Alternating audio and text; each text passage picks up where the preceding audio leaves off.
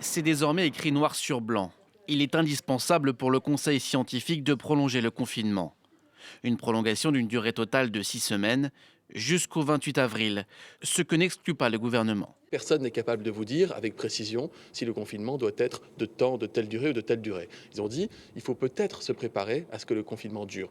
Au-delà de 15 jours, nous le savons, mais peut-être qu'il pourrait s'étendre jusqu'à une date plus lointaine de l'ordre de 5 ou 6 semaines. La France est aujourd'hui le 5e pays à franchir le cap des 1000 décès dus au Covid-19. Alors que l'épidémie se répand partout sur le territoire, la situation dans les EHPAD inquiète particulièrement. Plusieurs dizaines de membres de ces structures réservées aux personnes âgées dépendantes sont mortes récemment.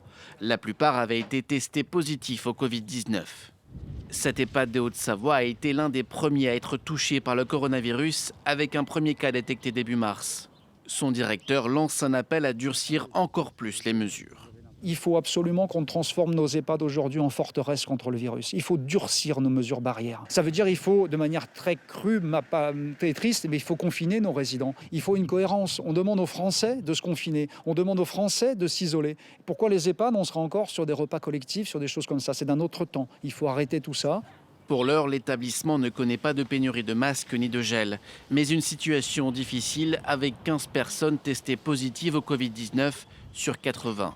D'après le directeur général de la santé, il est probable que le taux de mortalité dans ces structures soit supérieur aux décès survenus à l'hôpital.